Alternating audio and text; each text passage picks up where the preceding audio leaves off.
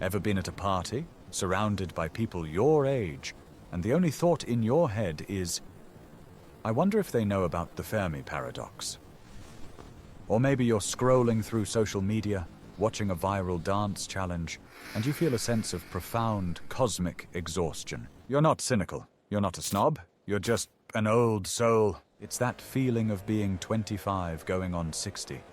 You prefer deep conversations to small talk, a quiet library to a loud club, and you've probably been told to lighten up more times than you can count. This isn't just a quirky personality trait. It's a sign of a specific type of intellect, a mind that operates on a different frequency. And understanding it is the key to turning that feeling of alienation into your greatest superpower. Let's start with the core problem. You feel out of sync. While your peers are navigating the dramas of their early 20s, you're wrestling with existential dread. They're discussing the latest celebrity gossip. You're thinking about the societal implications of late-stage capitalism. This disconnect isn't imaginary. It's rooted in a concept called asynchronous development. Simply put, your mind grew up faster than your body or your social passport. Your cognitive and emotional maturity outpaced your chronological age.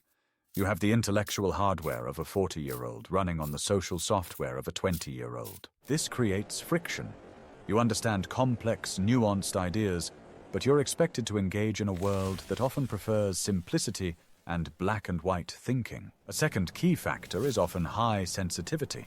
So-called old souls aren't just deep thinkers, they're deep feelers. You process sensory information and emotional data more deeply. You notice the subtle shift in someone's tone of voice, the subtext in a conversation, the flicker of doubt in their eyes. This makes social interactions incredibly rich, but also incredibly draining. It's like watching a movie in 4K with surround sound while everyone else is watching it on a flip phone. You're picking up on so much data that you get mentally exhausted long before your peers do. Then there's what psychologists call existential intelligence. This is the capacity to ponder the big questions. Why are we here? What is our purpose? What happens after we die? Most people might brush these thoughts aside until a midlife crisis hits. For an old soul, these aren't abstract questions for a philosophy class.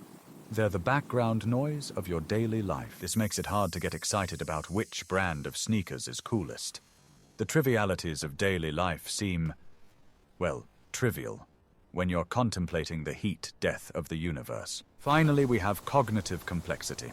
This is the ability to see the world in shades of gray, not just black and white. You understand that issues are multifaceted, that people's motives are complex, and that there's rarely a single right answer. Consider a simple argument between friends. One person might say, he was wrong.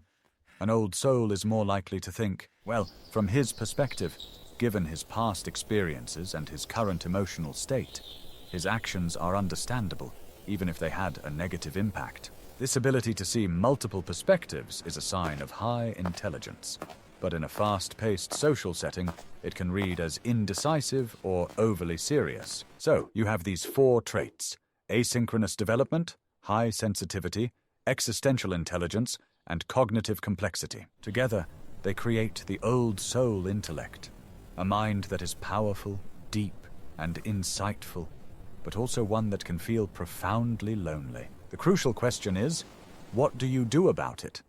This isn't a disease to be cured. It's an operating system to be mastered. Step 1. Reframe your identity. Stop seeing your depth as a social handicap.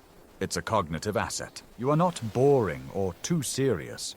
You are perceptive and thoughtful. Language matters. The words you use to describe yourself shape your reality. Embrace it. Your ability to think deeply is what will help you solve complex problems, create meaningful art, and build profound relationships. Step 2. Find your tribe. You might not connect with the average person at a random party, and that's okay. You're not meant to. Your people are not necessarily in your age group. They are in your mind group. Seek out environments where depth is valued. Book clubs, philosophy meetups, coding boot camps, volunteer organizations, online forums dedicated to niche interests. When you find people who speak your language, the loneliness evaporates. You realize you're not a weirdo. You are just in the wrong room. Step 3. Practice social gearing. You can't be in deep thought mode 24/7. It's exhausting for you and intimidating for others. Learn to consciously switch your cognitive gears. Engaging in small talk about the weather isn't a betrayal of your intellectual self. It's a social lubricant. View it as a game or a skill to be mastered. How can you connect with this person on their level for 5 minutes? It's an exercise in empathy, not a test of your soul. This doesn't mean being fake. It means being adaptable. A master musician can play both a complex sonata and a simple nursery rhyme. Step 4. Channel your intellect. An overthinking mind is like a high-performance engine. If you don't give it a track to race on, it will just spin its wheels and overheat in the garage. You need projects. You need problems to solve. Your brain craves complexity. Start a blog about a topic that fascinates you. Learn a complex skill like programming or a musical instrument. Write a novel. Design a video game. When you give your mind a worthy challenge, the existential anxiety quiets down. It's too busy to be anxious. So let's bring it all together. Feeling like an old soul isn't a curse. It's not that you're older than your age. It's that you are deeper than average. Your mind processes the world with more resolution, more sensitivity, and more The feeling of being an outsider is a side effect of this depth, but it doesn't have to be a permanent state. By reframing your identity, finding your tribe, mastering social gearing, and channeling your intellect, you can turn your unique mind from a source of friction into a source of power. Don't wish for a simpler mind.